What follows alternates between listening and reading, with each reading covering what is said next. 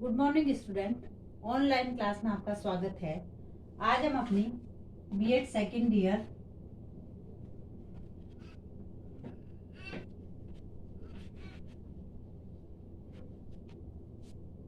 सामाजिक विज्ञान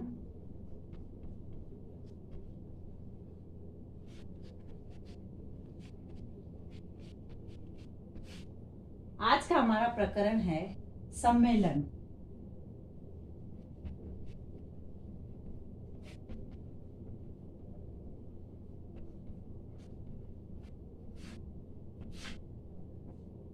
सम्मेलन या कॉन्फ्रेंस।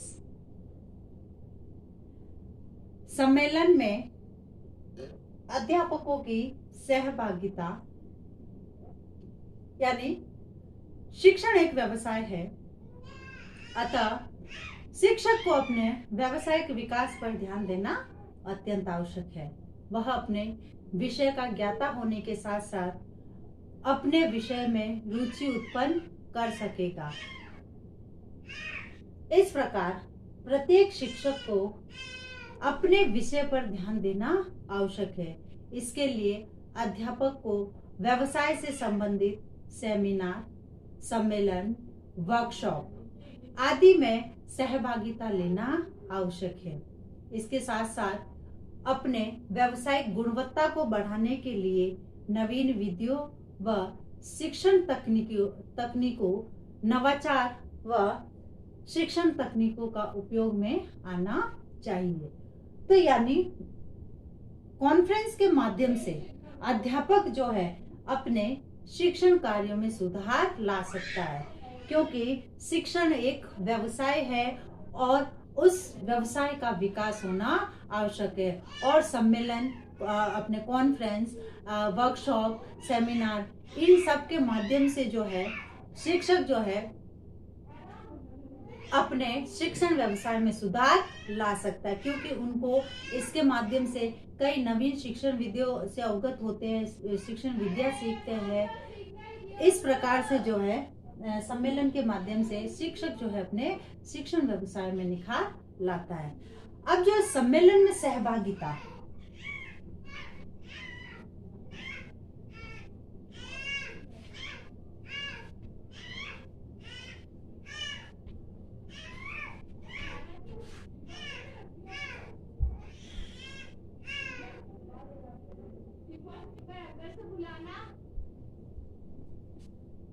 सम्मेलन में सहभागिता आधुनिक समय में सम्मेलन प्रविधि का प्रत्येक क्षेत्र में उपयोग होता है तथा प्रत्येक क्षेत्र में व्याप्त है। जैसे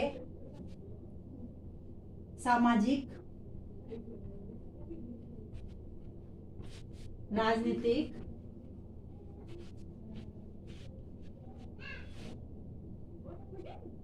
धार्मिक,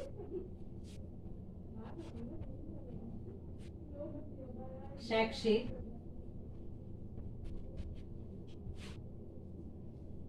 प्रत्येक क्षेत्र में सम्मेलन प्रविधि का उपयोग किया जाता है।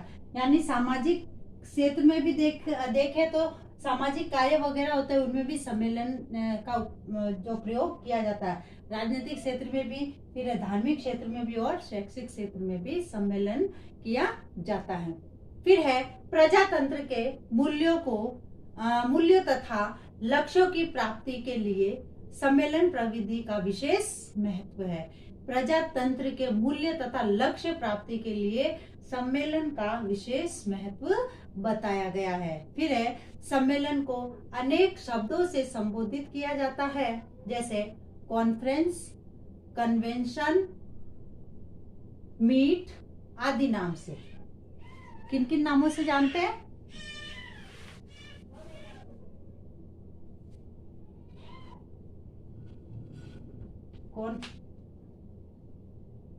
कॉन्फ्रेंस, कन्वेंशन,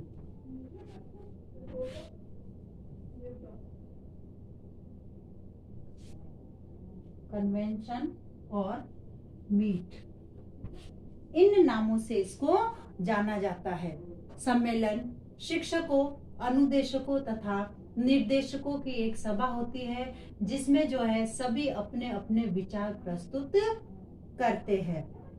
यानी उनको अलग अलग विषय दिए जाते हैं, उस विषय पर जो है इनको अपने अपने विचार प्रस्तुत करने होते हैं। फिर है इसमें विद्यालय संबंधी समस्याओं पर वाद विवाद किया जा सकता है तथा किसी निर्णय तक पहुंचा जा सकता है। यानी विद्यालय से संबंधित जो समस्याएं हैं उन समस्याओं को सम्मेलन के माध्यम से वाद विवाद करके उन समस्याओं को सुलझाया जा सकता है। अब जो है इसकी परिभाषा जो दी है सम्मेलन की, सम्मेलन व्यक्तियों की सभा होती है।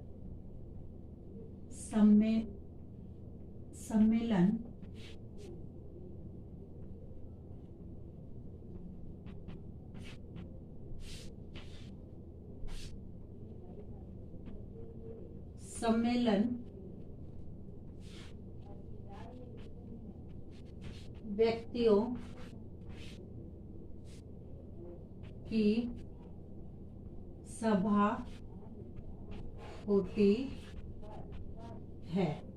सम्मेलन व्यक्तियों की सभा होती है, एक साथ किसी विशिष्ट कार्य अथवा समस्या पर चिंतन तथा वाद विवाद एक निश्चित समय पर करना होता है, वही सम्मेलन कहलाता है।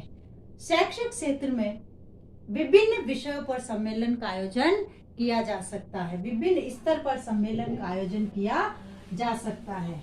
अब वो कौन कौन से स्तर है? जैसे सम्मेलन के 3 स्तर होते हैं। 3 स्तरों पर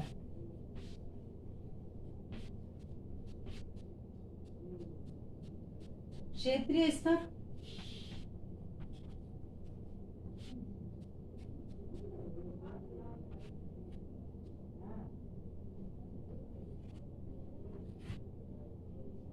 राष्ट्रीय स्तर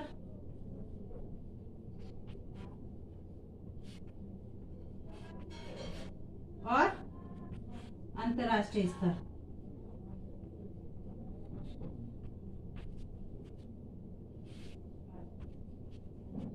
इन 3 स्तरों पर सम्मेलन का आयोजन किया जा सकता है। अंतर्राष्ट्रीय स्तर में जो है देश विदेश के जो होते हैं वक्ता वह इसमें सम्मिलित होते हैं। इस प्रकार राष्ट्र, राज्य, समाज, धर्म एवं शिक्षा तथा विज्ञान आदि से संबंधित विशिष्ट और तत्कालीन समस्याओं का अध्ययन तथा विवेचन के लिए सम्मेलन का उपयोग किया जाता है और इस प्रविधि में प्रत्येक व्यक्ति अपने विचारों को अपने गहन चिंतन के आधार पर समस्या के समाधान प्रस्तुत करता है ताकि उस समस्या पर गहन चिंतन किया जा सके। अब है सम्मेलन के जो क्षेत्रीय स्तर है वह उसी जगह पर इसका आयोजन किया जा सकता है। फिर है राष्ट्रीय स्तर पर, ये जो है किसी देश के स्तर पर किया जाता है और अंतर्राष्ट्रीय यानी देश विदेश के लोग इसमें सम्मिलित होते हैं।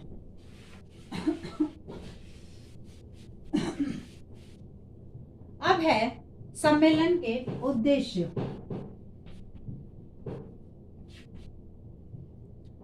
ज्ञानात्मक तथा भावात्मक उद्देश्यों की प्राप्ति से संबंधित होता है। ज्ञानात्मक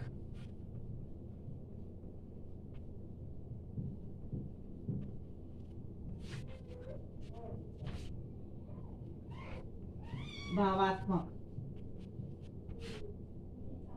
से संबंधित होता है। फिर है विभिन्न संगठनों, संस्थाओं द्वारा लक्ष्यों का निर्धारण करना।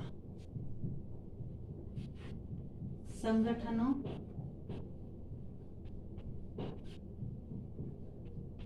और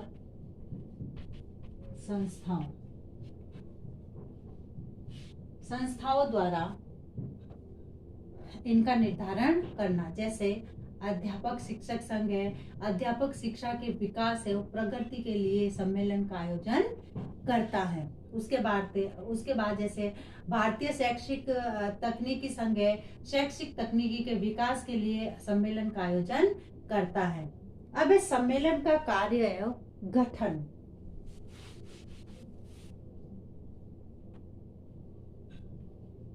कार्य एवं गठन। अब जो है सम्मेलन के जब आयोजित किया जाता है तो उसमें मंत्री एवं अध्यक्ष की नियुक्ति की जाती है। सबसे पहले मंत्री व अध्यक्ष, इनकी नियुक्ति स्थायी रूप से की जाती है। फिर है सम्मेलन की जो व्यवस्था है एवं संचालन का कार्य अध्यक्ष का होता है कि सम्मेलन की व्यवस्था किस प्रकार से करनी है और उसमें जो कार्य है वह कैसे कैसे करने हैं। फिर है प्रवक्ताओं के विचारों का संगठन करना, यानी इसमें जो बोलने वाले हैं उनके विचारों को एकत्रित करना। फिर है वाद विवाद को प्रकरण के अंतर्गत रखना। उसके बाद है वक्ताओं एवं अतिथियों का आभार व्यक्त करना, यह काम अध्यक्ष का होता है। फिर है अतिथियों सदस्यों द्वारा अपने अनुभवों तथा निरीक्षणों को प्रस्तुत करना, वक्ताओं द्वारा पत्र वाचन करना, अंत में सदस्यों द्वारा आलोचना और सराहना करना। इस प्रकार सम्मेलन के माध्यम से व्यक्ति अपने विचारों को मंच पर प्रस्तुत कर सकता है, जिसके माध्यम से शैक्षिक समस्याओं का समाधान कर सकते हैं। तो इस प्रकार से सम्मेलन के माध्यम से जो है शिक्षक जो है अपना, अध्यापक जो है अपने शिक्षण कार्य में सुधार कर सकते हैं। अब है आज का आपका गृह कार्य। सम्मेलन का गठन एवं कार्य समझाइए।